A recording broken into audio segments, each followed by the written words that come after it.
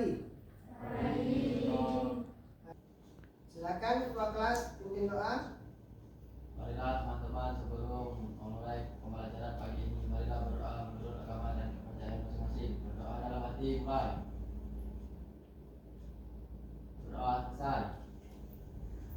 Oke, terima kasih. Siapa yang tidak masuk hari ini? Semua. Oke, ada semua. Baik.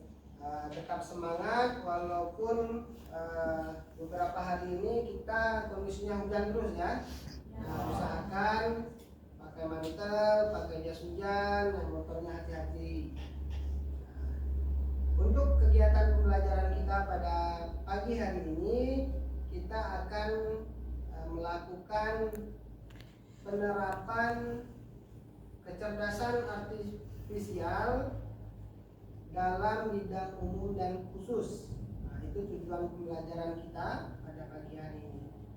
Kira-kira ada yang sudah pernah menggunakan kecerdasan artifisial atau AI atau AI bahasa Inggrisnya dalam kehidupan sehari-hari? Ada yang sudah pernah?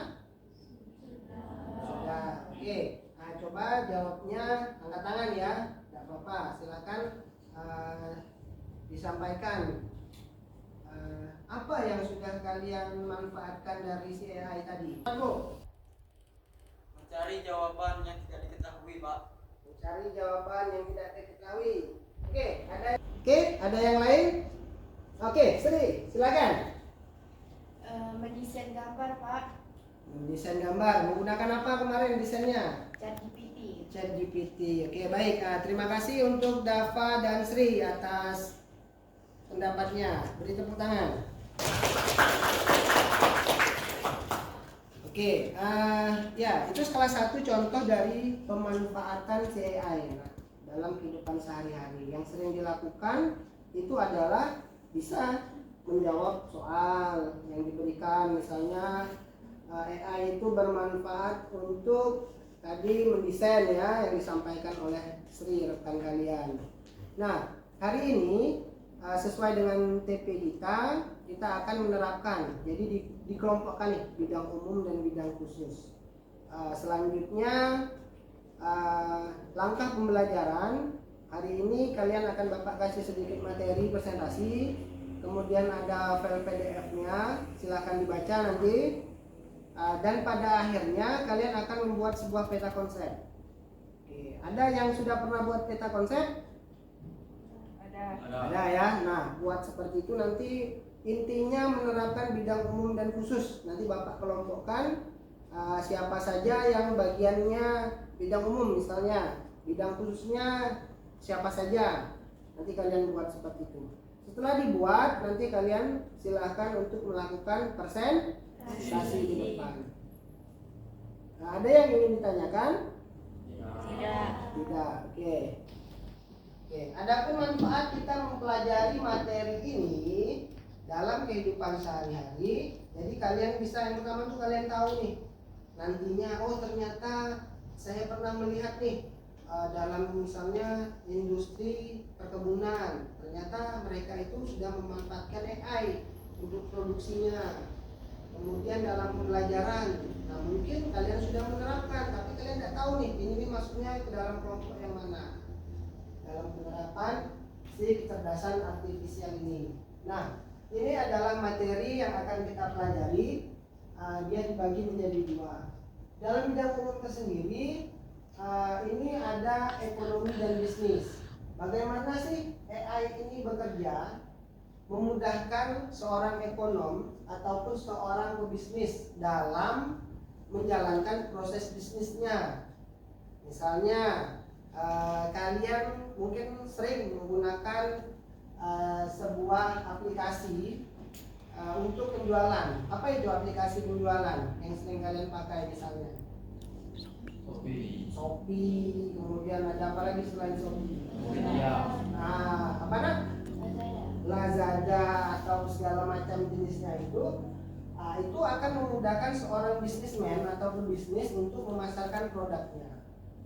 Nah, tidak lagi secara konvensional memasarkannya, misalnya datang ke rumah satu-satu. Nah, dengan adanya AI itu akan memudahkan. si pebisnis tadi. Kemudian yang kedua ada dalam pemerintahan. Nah di dalam pemerintahan juga ada nih AI-nya. Contohnya di dalam kegiatan pernah tidak kalian masuk ke dalam sebuah museum? Nah pernah ya. Kebetulan di tempat kita ada tidak sih museum? Ada ya. Nah masuk ke dalam museum Mentok misalnya. Kira-kira di situ ada tidak sih pemanfaatan AI-nya? Ada tidak? Apa? Siapa nama nih? Nabila. Jangan malu-malu nak. Silakan disampaikan yang ada dalam pikiran kita. Namanya kita sharing belajar ya, tukar pikiran. Oke, silakan. Apa kira-kira ketika masuk museum kalian lihat nih? Apa yang ini masuk nih sebenarnya ke dalam AI atau kecerdasan artifisial yang sudah dimanfaatkan oleh dalam pemerintahan? Apa kira-kira?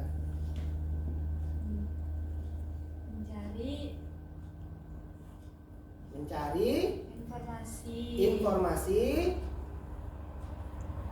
terkait apa? Kalau di museum Terkait kesejarahan. nah terkait dengan sejarah.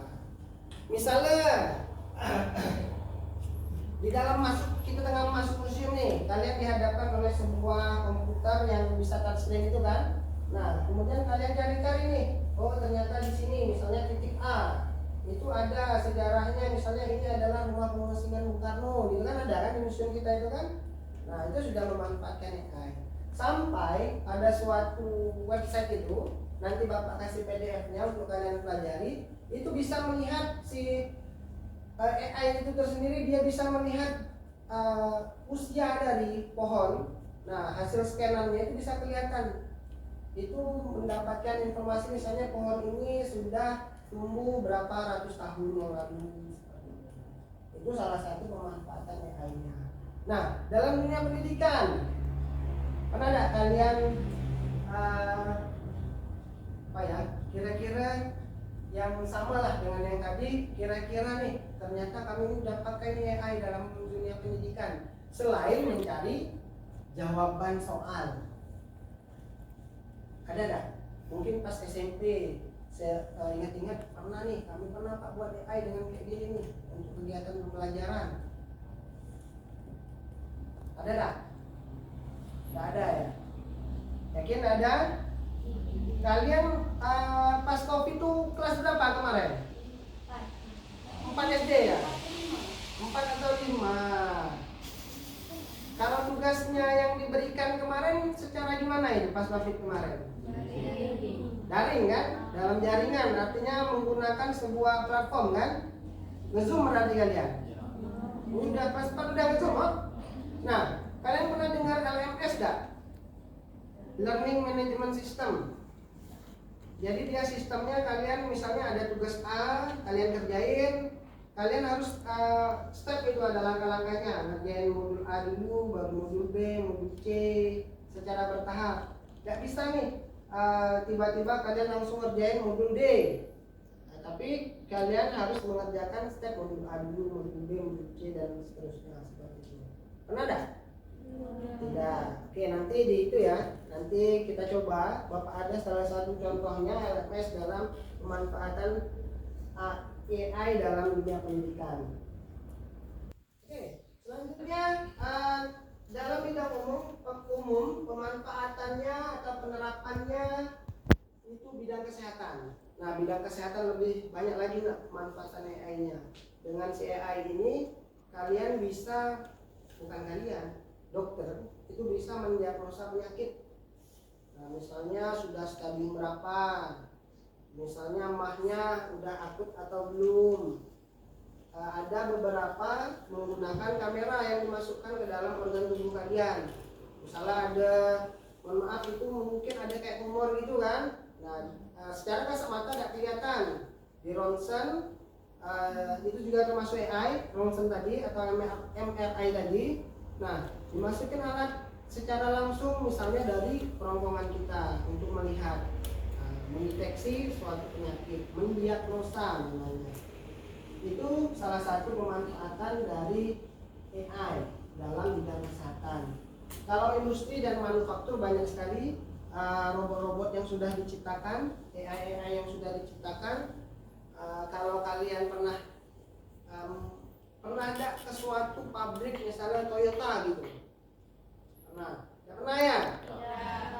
Datanglah ke YouTube, lihat-lihat proses produksi mobil Toyota. Kalian lihat tuh, sudah banyak sekali, mungkin bisa sampai 60-70% itu sudah dibantu oleh si AI tadi, penggunaan robot untuk masang mesinnya, untuk melakukan pengecetan dan lain-lain. Jadi dengan adanya AI tadi, kalian ingat harus bisa menyesuaikan diri. Belajarlah rajin-rajin, belajarlah pintar-pintar. Jadi kalian bisa yang namanya menyesuaikan, beradaptasi dengan teknologi. Karena suka tidak suka agak berbahaya nih teknologi ini. Berbahayanya gimana nak? Bahaya dari si AI tadi apa kira-kira? Kalau semuanya udah digantikan oleh AI, kira-kira kita bisa apa? Selain kecanduan nih, selain kecanduan apa? Kehilangan pekerjaan. Nah, itu poinnya. Walaupun semua udah bisa nih mengandalkan AI, tapi suka tidak suka tuh nanti itu akan menggerus namanya. Kalau kita tidak bisa beradaptasi, mengimbangi teknologi yang ada. Itu ya. Nah, itu dalam bidang umum. Yang nomor 4 aja ya.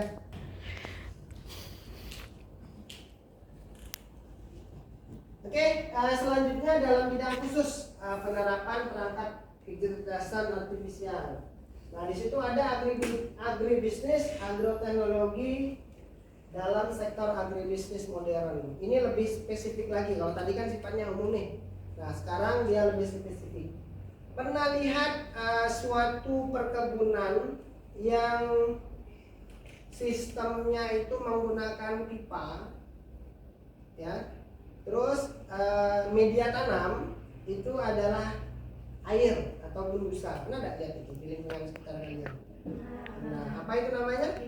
Nah, hidroponik itu adalah salah satu pemanfaatan si AI tadi dalam bidang khusus. Jadi dia sudah menyasar ke sana. Nah, dengan hidroponik itu, dengan dimanfaatkan oleh si AI itu dia bisa secara otomatis nanti menyiram. Menyiram kan sudah karena medianya air. Menyiram pupuk maksud Bapak ini. Ngasih pupuknya itu secara otomatis. Misalnya kalau kita manual nanam cabai, kita seminggu sekali ngasih pupuk nih, manual jalan aja terus kan. Nah, dengan AI tadi, nah kita bisa melakukan itu secara sistematis. Misalnya dalam 1 minggu saya harus mengeluarkan 1 kilo pupuk. Nah, kita pencet saja perintahnya, kemudian dieksekusi, nanti pupuknya udah jalan. Itu pemanfaatannya. Kemudian kira-kira nih airnya udah tidak layak lagi. Nah, ini bisa juga nih misal ayah atau ibunya di rumah ada ternak lele, ternak ikan nila, itu kan pasti berkaitan dengan pH air kan. Nah, kalau pH-nya terlalu tinggi mati semua ikannya. Nah, bagaimana caranya buat sistem itu biar ketika pH-nya udah tinggi, air itu harus keluar secara otomatis. Pintu pembuka itu harus keluar. Itu dari pemanfaatan si AI tadi. Ada yang ingin ditanyakan terkait pemanfaatan AI dalam bidang umum dan khusus? Tidak ada yang ditanyakan? Tidak. Oke, kalau gitu Bapak yang bertanya ke kalian. Oke? Setuju? Tidak. Oke, tidak apa-apa, nak sampaikan saja aspirasinya. Oke, Bapak akan kasih file PDF ke kalian. Silakan dilihat, silakan dibaca. Ini adalah penjelasan secara garis besar, bukan secara garis besar, secara rinci tentang pemanfaatan AI dalam kehidupan kita sehari-hari. Entah itu bidang A, bidang B, bidang C, dan seterusnya. Seperti itu ya. Filenya bentuk PDF akan Bapak kirimkan ke grup kita. Ya, itu materinya ya, silakan dibaca tuh. Tentang ada contohnya juga. Oke. Oke, Pak.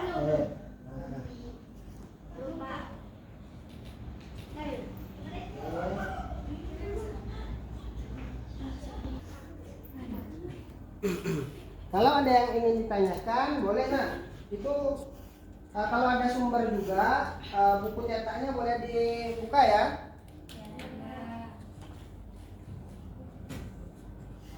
Sudah dibaca semua materinya? Sudah. Oke, baik. Sesuai dengan langkah pembelajaran yang Bapak sampaikan tadi, kita akan membagi yang namanya kelompok untuk kalian berdiskusi yang beranggotakan 1-2 orang saja mengenai penerapan ini.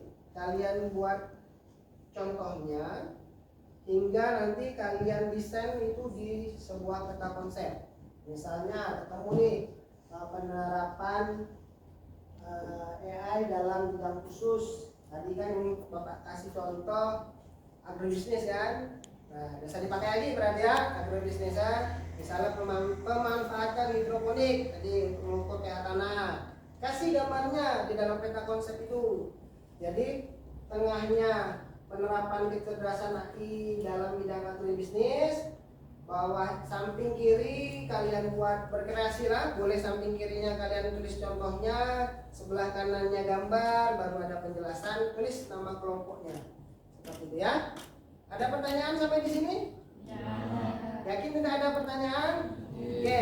Kalau tidak ada pertanyaan silakan berdiskusi, berkelompok, silakan manfaatkan lagi handphonenya. Nanti kirim file peta konsepnya boleh lewat gambar ataupun PDF ya. Ke WA grup kita saja. Iya.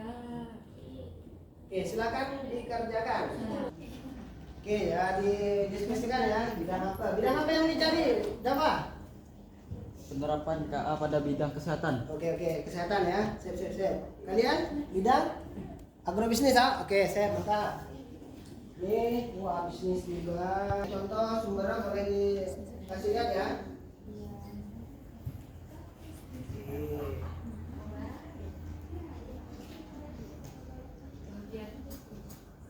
Oke, baik.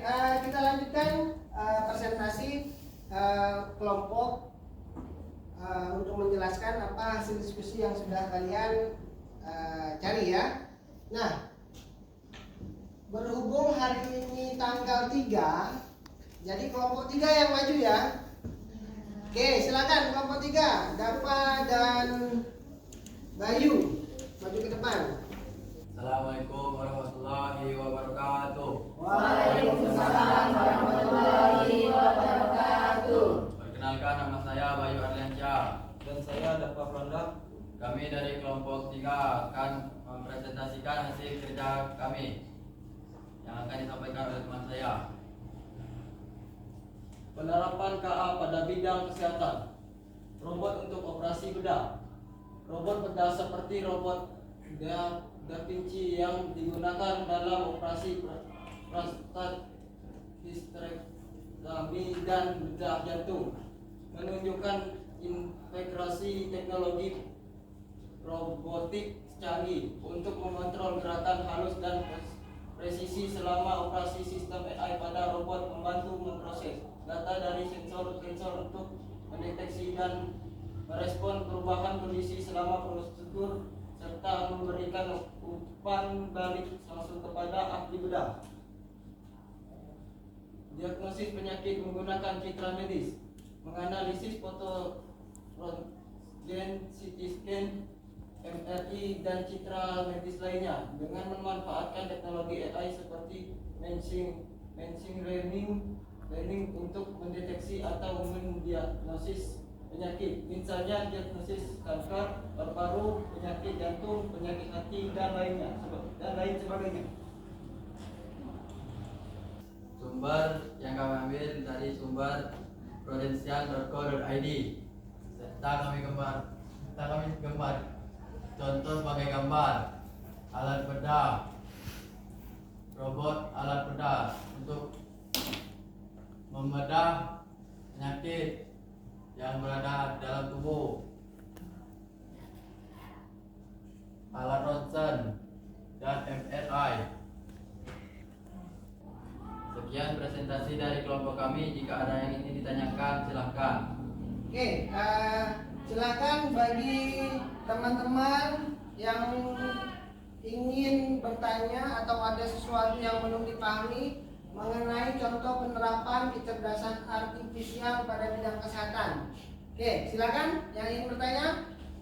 Oke, silakan. Perkenalkan dari kelompok berapa? Assalamualaikum warahmatullahi wabarakatuh. Waalaikumsalam warahmatullahi wabarakatuh.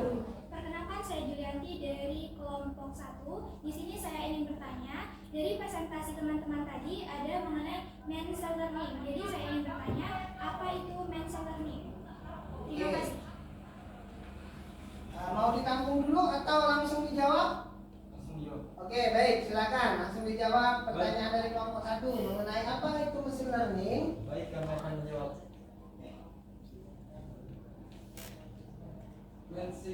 Machine learning untuk mendeteksi atau mendiagnosis penyakit. Misalnya diagnosis kanker paru-paru, penyakit jantung, penyakit hati, dan lain sebagainya. Oke, baik. Gimana dari kelompok 1 tadi Julianti dengan jawaban yang sudah disampaikan oleh Dava? Cukup jelas? Jelas. Oke, baik. Beri tepuk tangan untuk kita semua. Sedikit Bapak luruskan ya mengenai machine learning tadi. Jadi machine learning itu adalah sebuah big data yang digunakan untuk mencari referensi. Nah, jadi awalnya sistem itu kan dibuat oleh seorang programmer yang digunakan untuk input nih semua data. Misalnya diagnosis penyakit flu misalnya, hidung tersumbat, kepala pusing. Gak bisa tiba-tiba dalam misalnya ada database flu tadi kalian masukkan, tidak bisa berjalan, misalnya kaki bengkak. Kan itu bukan bidangnya, bukan bagiannya maksudnya, bukan bagian terhadap suatu penyakit.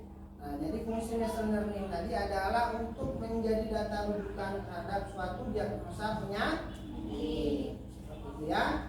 Nah, kemudian ada lagi yang ingin ditanyakan? Oke. Saya Rika Angelawati dari kelompok 2 ingin menanyakan bagaimana cara kerja dari robot AI tersebut. Terima kasih. Oke, baik.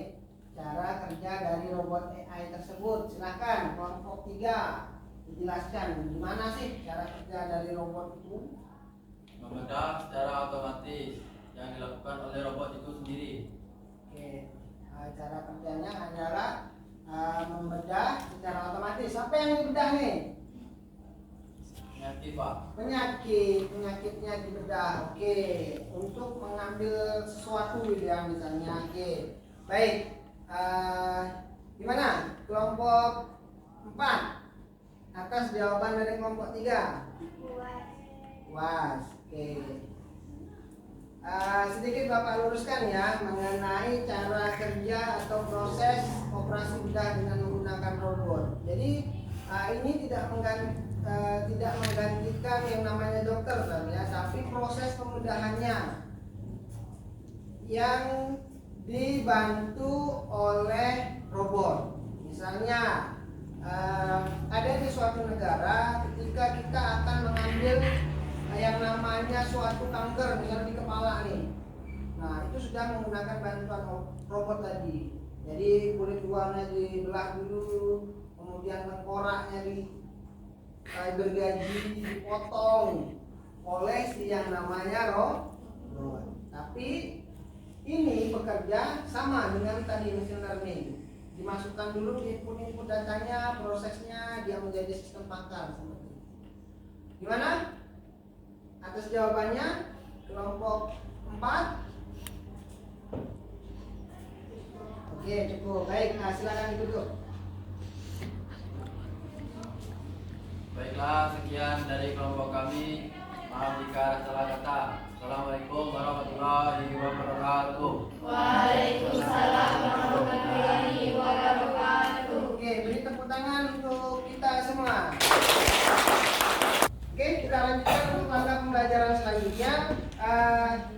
Kembali lagi, siapkan handphonenya. Kita akan ada yang namanya penilaian sumatif untuk melihat bagaimana kalian memahami tentang tujuan pembelajaran yang sudah Bapak sampaikan. Linknya sudah ada di grup. Silakan dikerjakan. Bapak kasih waktu 10 menit dimulai dari sekarang.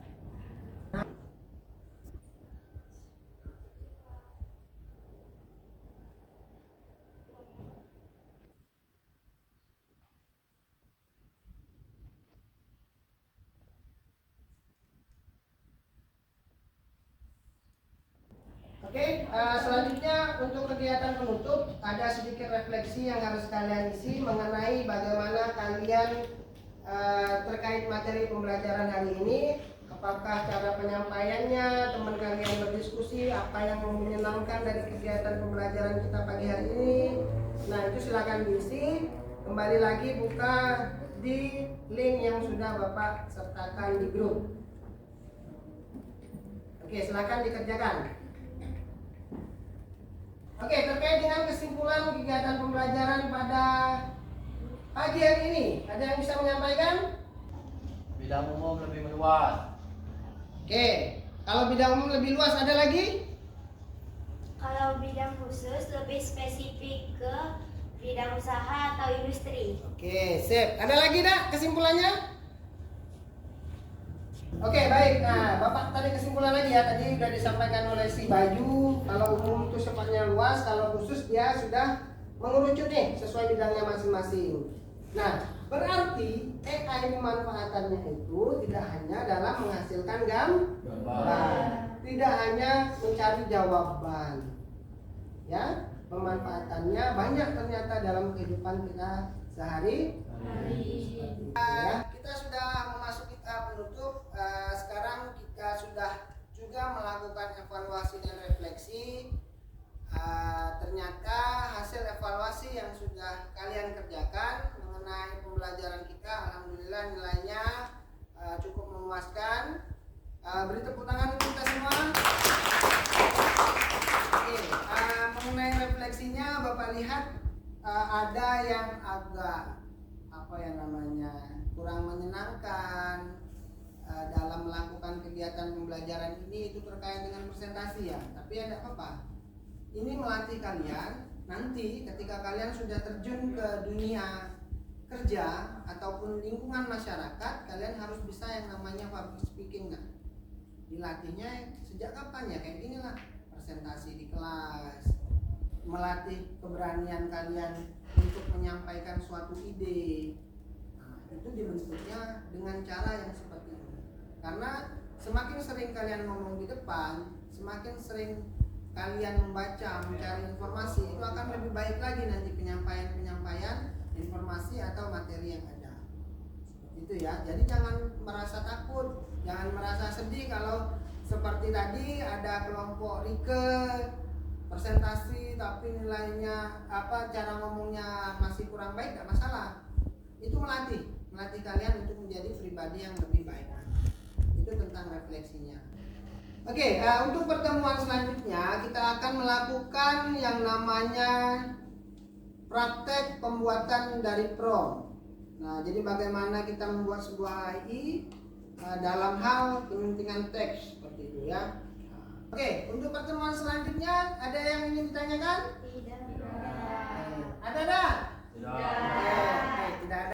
Kalau tidak ada yang ingin ditanyakan, Bapak akhiri kegiatan pembelajaran pada pagi hari ini. Terima kasih. Wassalamualaikum warahmatullahi wabarakatuh. Waalaikumsalam warahmatullahi wabarakatuh. Oke, silakan tinggalkan ruangannya. Jangan lupa ketika meninggalkan ruangan, kursinya harus dimasukkan kembali. Pastikan komputernya dalam keadaan mati. Oke, silakan tinggalkan ruangannya.